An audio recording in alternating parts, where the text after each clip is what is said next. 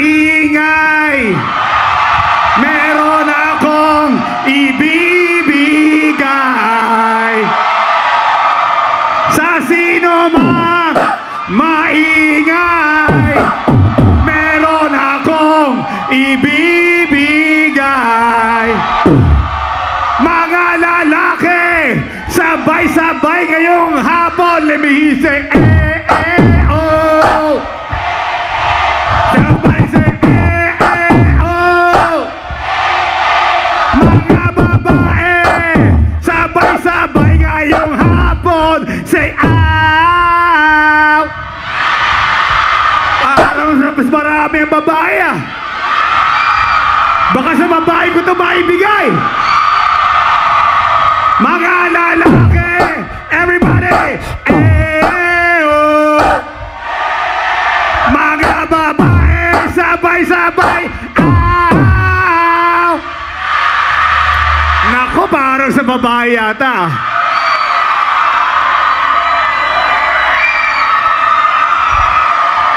Maray na hapon sa inyong gabos. Ang inyong lingkod, Andrew E. Bicolano ini. Ako po'y pinanganak, mga kaibigan, sa Bulacan, Camarines Sur. Sino dito ang nalalaman na kung saan pinagmulan ni Andrew E. Doon daw ang pinakamaingay? Sino kaya ang nagmamayari ng souvenir?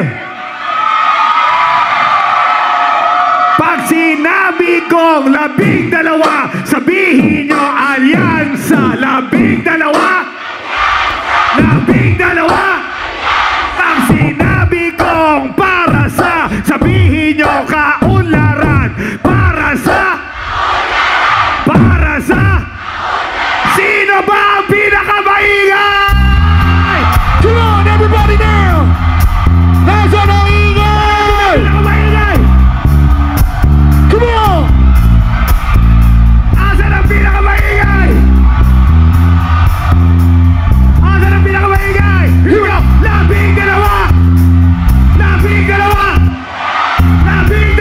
Alyansa! 12! Aw, para sa Kaunlaran! Para sa Bicolania, sabayan niyo si Andrew E. Here we go! Here we go! Ako'y nasa Malate!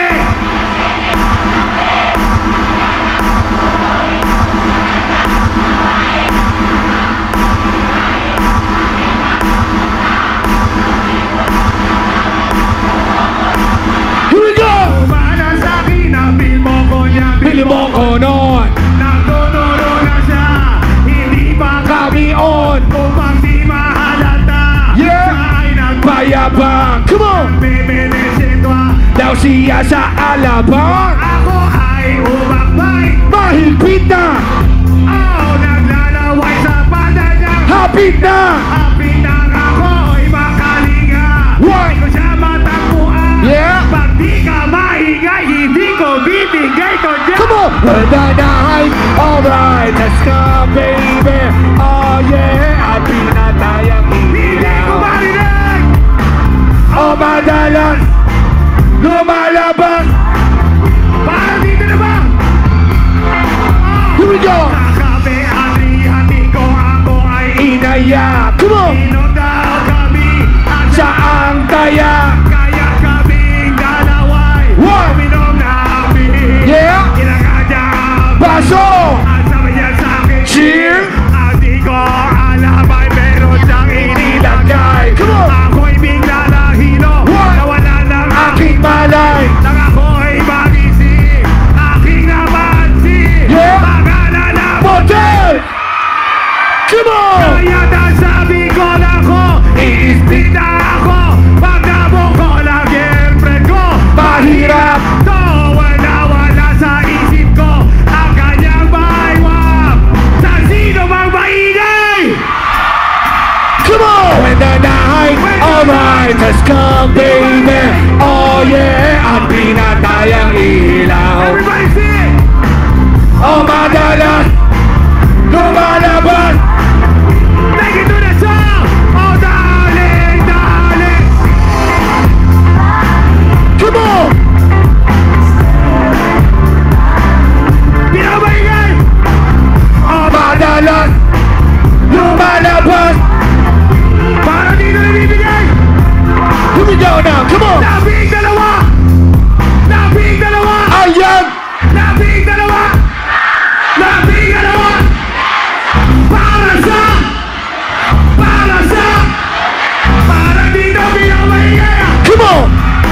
on now! Labing dalawa! What? Labing dalawa! What? Labing dalawa! Labing dalawa! Come on! Oh, para sa What? Come on! when the night, all right, has come, baby. Oh yeah, I'll be the diary. Everybody sing. Oh man, Dalas! Lumalabas! ito ang kaiwan ng mga kamay. Come on! When the night has come, baby. Oh yeah! Be the diary now. Come on! Oh man, the love, no matter what, find your queen. Come on now! Ibigay! Sino ba ibibigay? Why? Sino ba ibibigay? Why? Sino ba ibibigay? Come on! Sino ba ibibigay? Here we go! Labing dalawa! Labing dalawa! What? Parang ito ang pinakamaingay! Come on! Come on! Labing dalawa! Labing dalawa! What? Labing dalawa! What? Labing dalawa! What? Ito ba ang pinakamaingay? Come on! Ito ba ang pinakamaingay? Bring it down!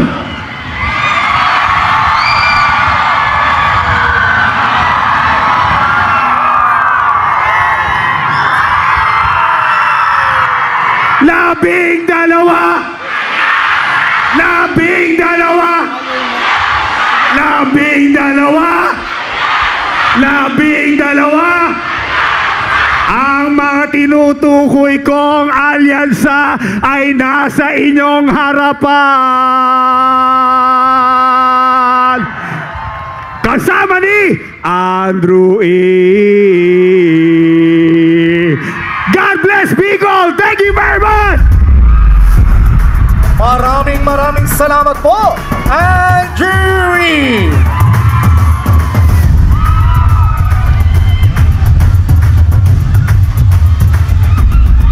Mga kababayan, ang Pangulo ng Republika ng Pilipinas, His Excellency Ferdinand Romualdez Marcos Jr.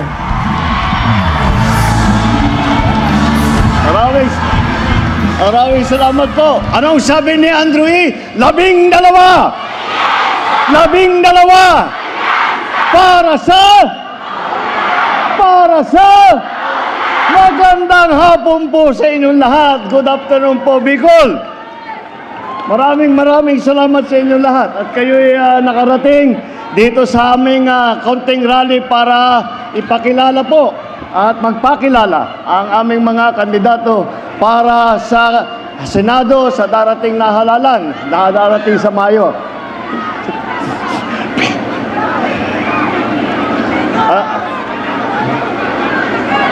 Alam niyo po, kapag ako'y sumasama po sa kanilang mga lakad, ay sinasabi, kampanya mo naman kami. Alam niyo po, napakadali para sa akin upang iharap sa inyo ang ating mga kandidato para sa Senado. Bakit po? Dahil po, tignan naman ninyo ang naka-line up ng alyansa para sa Senado. Kung iisa-isahin po natin, bawat isa, narinig niyo po silang magsalita. Narinig niyo po sila na kung ano ang kanilang nagawa. Narinig niyo po kung ano ang kanilang mga pinaplano kapag sila ay naluklok sa mataas na office ng Senate. Ayan po, kaya naman, at isa-isa, sasabihin natin, madaling sabihin, di kalidad po itong mga ating mga kandidato. Pag pinagsama mo, halos ito na yung dream team. Kung tatawagin para sa politika, ito na yung dream team para sa Senado. Kaya po, nais namin muli na iharap sa inyo, ang ating mga kandidato ng alyansa. Kung pupunahin po ninyo, ang kadalasan, kapag may kampanya, lahat po ng mga kandidato, isa lang ang suot na kulay. Kung titignan nyo po kami, ay iba-iba po ang aming suot. Dahil po, iba-iba po ang pinanggalingan namin ng mga political party. Kaya po natawag po kami na alyansa. Dahil po, kahit na lahat po tayo ay may sariling pananaw sa mga sitwasyon sa ating minamahal na Pilipinas. Lahat sa atin ay may sariling pananaw kung ano ang mga solusyon para sa Pilipinas. Ngunit tayong lahat, bawat Pilipinong nagmamahal sa kanyang kapwa Pilipino, pare-parehong iniisip, kailangan nating tulungan at pagandahin ang buhay ng bawat Pilipino. Kailangan nating pagandahin ang Pilipinas. Kaya naman po, nagkaroon po tayo ng alyansa na nanggaling po sa iba't ibang mga political party. Dahil sa kanilang pag-iisip, sa kanilang hangarin, ay makabuti, makatulong, at kahit na sino ang tutulong na magpakapit-bisig po sa amin ay sinasama po namin para isama po natin sa pagtulong sa pagpapaganda ng buhay ninyo, para sa pagbibigay ng trabaho, para sa pagpapaganda ng inyong pag-alaga sa inyong kalusugan. Pinag-exercise pa kayo ni Senator Pia. Tignan nyo, hanggang sa rally pa lang meron na siyang nagawa na health para sa inyong lahat. Ito po ang ating, kaya po ay madali pong masabi na kami po ay ang tunay na alyansa na nagsama upang pagandahin, upang tumulong, upang magserbisyo sa taong bayan. Tingnan po natin kung ano yung ating mga kandidato. 8 po sa kanila ay nanggaling na po sa Senado. Nandiyan po si Senator Cayetano, Senator Lacson, Senator Lapid, Senator Marcos, Senator Pacquiao, Senator Revilla, Senator Tolentino, at Senator Soto. Ngunit si Senator Soto rin, ay lahat po sila ay matagal nang naging legislator at marami na silang nagawang pagpapatulong, magsusulat ng magagandang batas. Bukod pa ron, si Senator Soto ay naging Senate President pa. Ay masasabi ko dahil sarili kong karanasan, dahil po nung senador ako, siya po yung Senate President namin. At alam na alam ko kung paano siya magpatakbo. Kahit po nagtatalo kaming mga senador. Alam niyo naman kami, mahilig kami magdebate. Si Senate President namin talagang nahahanapan niya ng paraan na mag-agree po lahat. Kaya po pag sila ay nabalik na sa Senado, alam na po nila ang gagawin nila. Alam na po nila ang trabaho. Alam na po nila ang mga problema na kailangan bigyan ng solusyon. At alam nila kung paano patakbuhin, paano gamitin ang pamahalaan upang magdala ng serbisyo sa taong bayan. Sa katunayan, 7 po naman ay galing po sa House of Representatives, naging congressman po. Andiyan po, Congressman Abalos, Congressman Binay, Congressman Marcos, Congressman Cayetano, Congressman Pacquiao, Congressman Tulfo, Congressman Villar. Yan po mga record nila. Nakita niyo po, very experienced po. At alam po nila kung paano ang mga pasikot-sikot sa gobyerno. Alam po nila kung paano ang pandarin na mabuti ang ating pamahalaan dahil hindi lamang sa mababang kapulungan kundi pati na sa House of the Senate ay may experience silang lahat. Kaya po pagka sila ay naupo muli ay may pabayaan na, papaubaya na po natin sa kanila. Ako po sa palagay ko, ako na ang pinakamapalad na Pangulo kung sila ay mahalal lahat. Dahil kung yan ang mga kasamahan ko, napakarami po nating magagawa. Napakarami po kayong mararamdaman na benepisyo na nanggaling sa national government.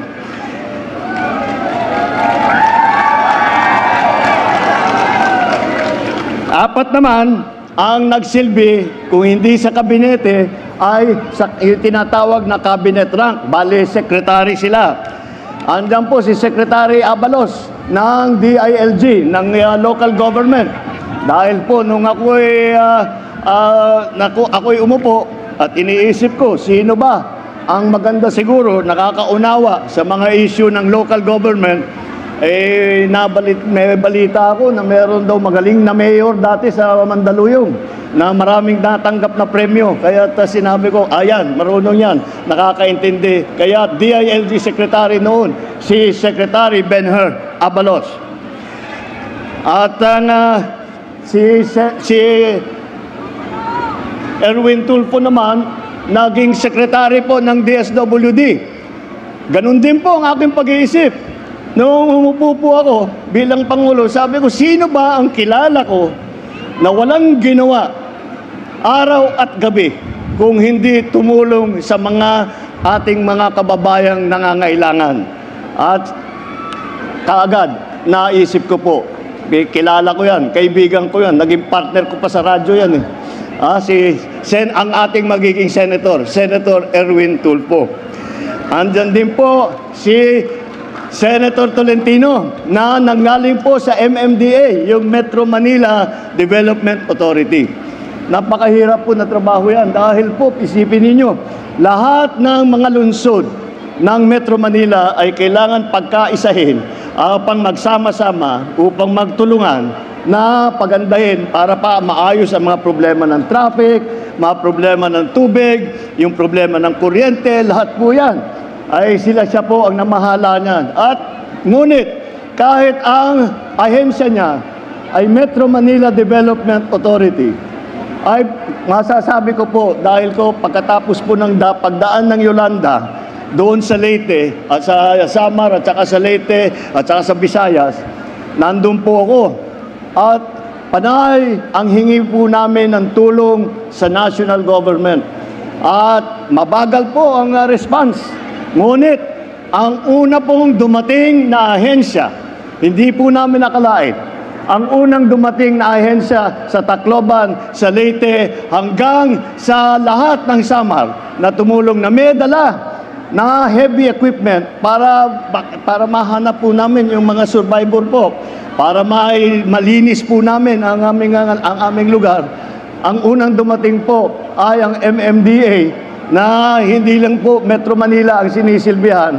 Siya po, nandun po, nagkita po kami ni Senator Tolentino doon sa Tacloban at nakatulong siya ng napakalaki. Si Senator Lacson naman, yun din. Siya ay naging Presidential Assistant for the Rehabilitation and Recovery ng Yolanda Rehabilitation, si Senator Ping Lacson. Siya po, pagkatapos ng pagdaan ng bagyo, lahat po ng mga tulong na hinihingi namin, na ibinigay ng iba't ibang ahensya, ay dyan po nang galing. Dyan po nang galing sa yung ating Presidential Assistance for Rehabilitation for Yolanda. Ito si Senator Ping Lacson, sila ang nagplano, nagpatayo ng bahay, nagdala ng mga relief goods, nagdala ng lahat ng pangangailangan, nagbigay ng trabaho para sa mga nasiraan ng kanilang hanapbuhay. Yan po ang ating naging rehabilitation czar ng Yolanda. Ngunit bukod pa po dyan, si Senator Lacson po, siguro naman maalala ninyo, Senator Lacson po ay naging hepe ng PNP, chief ng buong PNP ng buong Pilipinas. At pinagmamalaki po niya, ang unang pagpasok na sa pagka-chief PNP, ang una daw ganyang ginawa ay sinukat daw niya yung mga tiyan ng mga pulis at siniguro niya na walang matatabang pulis para madaling makahabol ng mga magnanakaw. Ayan po. At nung panahon po na chief PNP siya, yung approval rating ng pulis ay napakataas po. Hanggang ngayon po, hindi na napantayan yung approval rating na nakuha ni Chief PNP na ating butihing Senator Lacson. Alam po nila ang trabaho from every level, mula po sa House of Representatives, mula po sa lokal, mula po hanggang po sa Senado. Alam nila ang gobyerno ay kung paano patakbuhin, at nakikita po natin sa naging performance po nila sa nakaraan. Kitang-kita naman po natin, sila ay nandyan upang tumulong. Hindi sila tumatakbo sa Senado upang manggulo. Nandyan po sila at nakikita mo po sa record nila na wala silang iginawa sa buong buhay nilang lahat kung hindi tumulong po sa taong. Tatlo naman po sa kanila, nabanggit ko, local government. Tatlo po sa kanila ay naging gobernador ng mga iba't ibang probinsya. Ang nauna po ay yung ate ko, si Governor Aimee, naging gobernador po dun sa amin, sa Ilocos Norte. At marami pong yumaman po mga Ilocano nung dumating po si Gov. Aimee at gumanda ang Ilocos Norte at nakita po natin ang effect ng magaling na gobernador. Isa pang magaling na gobernador, Governor Lito Lapid ng Pampanga. Aba, maraming fans si Paring Lito ah.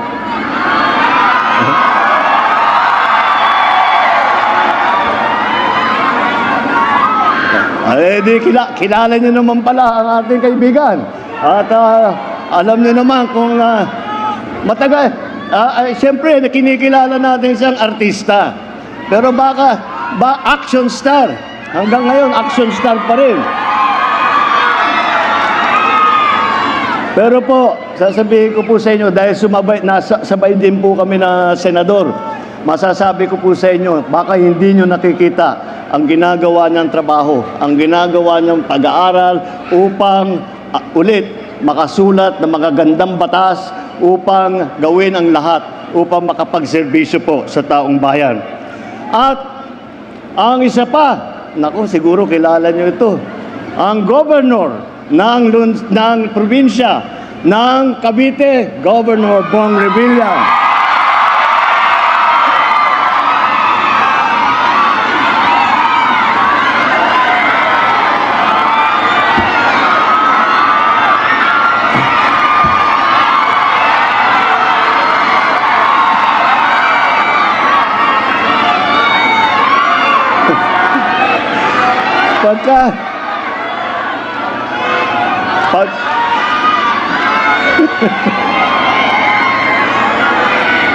Pagka naririnig ko kayo, naiisip ko, mali yata ang pinasukan ko trabaho, dapat nag-showbiz naman.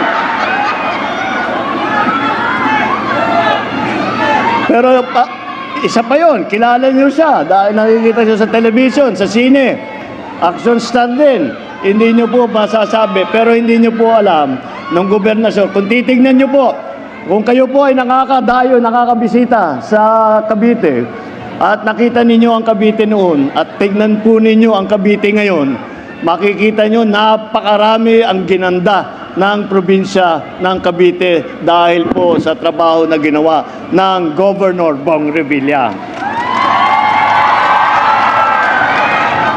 O dito lang po tayo sa local government. Tatlo naman sa ating kandidato ay naging mayor ng iba't ibang lungsod. Tatlo po. Mayor Abalos ng Mandaluyong City.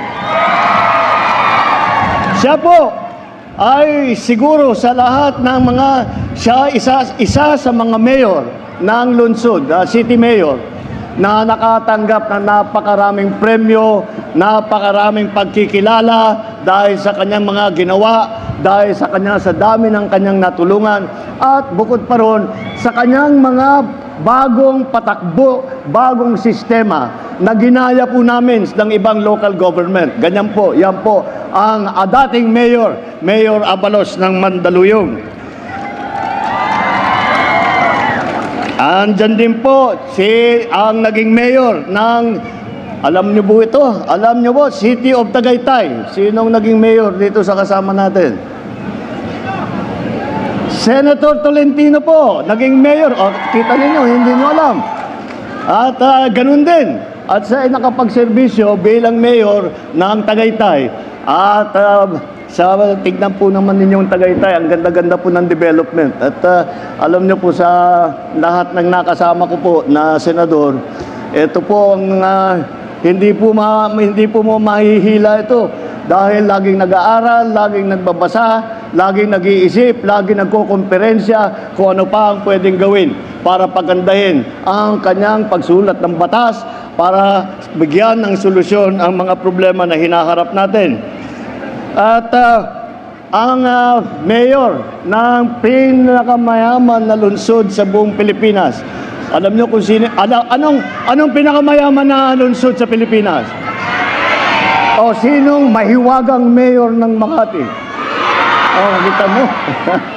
Alam niyo po, kami lahat na nasa local government noon, tinitignan namin ang Makati. Sabi namin, sarap naman maging mayor ng Makati, ang yaman-yaman ng Makati City. Ngunit, hindi po, ginamit po niya yung yaman na yun para ulit tulungan ng tao. Ang dami po, sa Makati, halos lahat na ng serbisyo, lahat ng benepisyo, libre na eh. Kaya lahat kami, gusto namin lumipat sa Makati, pero hinaantay pa lang namin yung 100 years old namin na binibigyan kami ng cake. Pero yan po ang patakbo nila. Yan po ang patakbo sa Makati. Lahat po ng serbisyo na ninanais ng tao galing po sa lungsod ay halos lahat po ay libre na. Dahil tama po, hindi winaldas ang yaman ng lungsod, ginamit para tulungan ang taong bayan. At hindi po baka kalain po ninyo na kinakalimutan po natin ang mga kababaihan. At hindi po, maliwanag naman po. Ay sa line-up po namin, 4 po dito ay babae. At hindi pangkaraniwang mga babae po ito. Kilala ko silang lahat.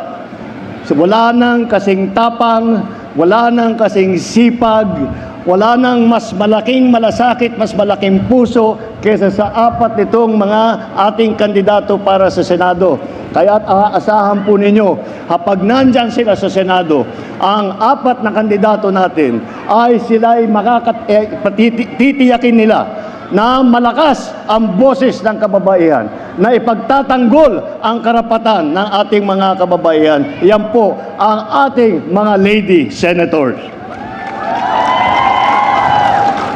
At baka akalain po ninyo na ang ating mga senador ay tiga Maynila lahat. Hindi naman po siguro tama yun dahil maraming iba't ibang lugar na kinakailangan na naunawaan ng mga senador kung anong mga pangyayari doon, ano ang lagay doon, kung maganda ba ang sitwasyon, kung may kailangan ayusin. Kaya marami pong sa ating mga kandidato kung saan po galing sa Pilipinas. Unahin na po natin ang ating champion, si Senator Manny Pacquiao ng Bukidnon, Sarangani, Jensan. Alam nyo, kilala nyo naman si Sen Manny.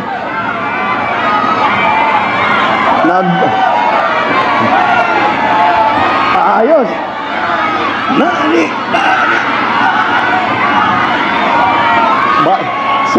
Sen Manny, baka hindi mo alam, nung nagbo-boxing ka, nanonood kami sa television, ganyan pa rin ang sigaw namin. Manny, Manny, Manny.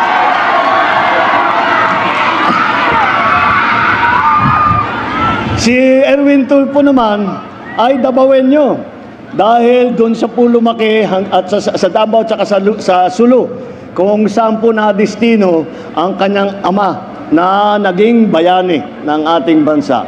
Yan po, ang si Erwin Tulfo po. At palagay ko na hindi nyo na naabutan ito, ngunit hindi nyo siguro alam ito. Ang unang Senator Soto ay galing po sa Cebu. Kaya po, ang ninuno ng ating SP, Senator Tito Soto, ay galing naman Bisaya man, galing sa Cebu. At alam nyo naman kaming dalawa ni Sen Aimee, kilala nyo po ang aming ina, si Imelda. Si Imelda ay waray-waray man. Kaya yan po, talagang makita ninyo, kung saan-saan po. At sila nakaikot na kung saan sila pinalaki, kung paano nila nauunawaan ang sitwasyon sa bawat lokal. At eto siguradong hindi ninyo alam. Ang nakita pinakabata po natin na kandidato rito, pinakabata pero isa pa sa pinakamasipag ito, mabait at mabuting tao ito, si Camille Villar. Ang ninuno po Siya po ay Ilongga. Kaya yung pong mga ninuno niya doon po nanggaling. At marami na po siyang ginagawa doon na marami bilang congressman at kahit nung private citizen lang. Mga kababayan, malinaw po ang direksyon ng aming grupo ng alyansa na ito. Ito ay para sa kaunlaran, para sa kapayapaan. At hindi para ito sa pag-aaway-away at sa pag-aapi. Ang kailangan po natin para tayo'y umunlad, hindi po ang pananakot o paninigaw. Ang kailangan po natin ay solusyon, hindi mga mainit at maanghang na salita na wala namang kabuluhan at wala namang kinalaman sa pinag-uusapan. Ang mga kandidato ng alyansa ay kasama natin sa pagpapataguyod ng interes at kapakanan ng bawat Pilipino. Ipaglalaban po namin ang ating soberanya at karapatan sa pamamagitan ng diplomasya at dignidad. Hindi po natin isusuko ni isang pulgada ng ating teritoryo at hindi tayo kailangan sumunod sa kahit na sino pang dayuhan. Tayo po ay may ganap na karapatan at dapat makinabang sa yaman sa ating sariling bayan. Sa laban kontra sa krimen at droga, hindi natin kailangan dumaan sa madugong solusyon. Wala kaming paniniwala na ang solusyon sa krimen at sa droga ay ang pumatay ng libo-libong Pilipino. Mga tamang paraan para tiyakin ang kapayapaan at kaayusan ayon ay sa pamamagitan ng mga buong pusong suporta sa ating mga kapulisan at sa ating mga local government. Pagdating naman po sa ekonomiya, sa trabaho, hindi po natin kailangan umasa sa mga iligal na operasyon kagaya po ng Pogo na naging pugad ng krimen at karahasan. Ang solusyon po ay tunay na trabaho, kabuhayan, suporta sa maliliit na mga gawa, sa maliliit na mga ating mga magsasaka at mangingisda. Magkaisa po tayo, kagaya po ng aming pagkakaisa. Magkaisa po tayo at tayo'y magsama-sama muli. At tayo'y magsama-sama upang maabot natin ang ating pangarap, ang ating pinapanaginip ng magandang bagong Pilipinas. Yan po ang hangarin ng alyansa. Yan po ang hangarin ng aming pagsasama.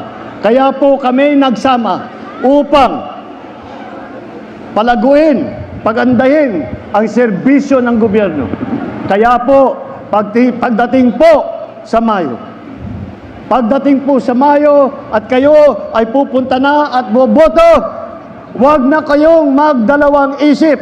Tignan nyo po yung alyansa, 12-0 po. I-shade nyo na kagad. Para sa alyansa, mabuhay ang alyansa para sa bagong Pilipinas. Mabuhay ang Bicol.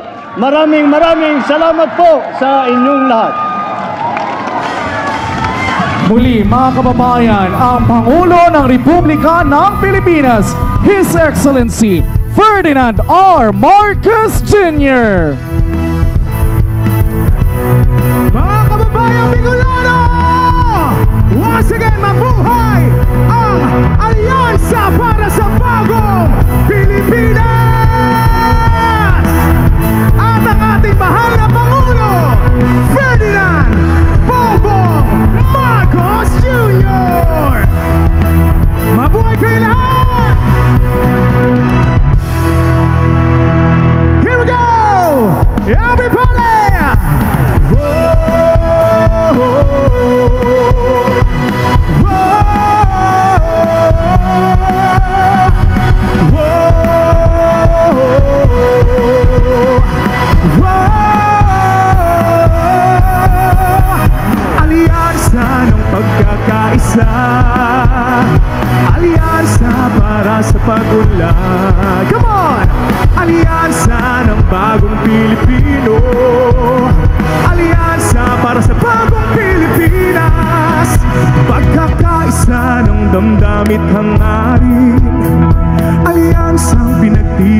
pangarap at adikain. Sinubok ngunit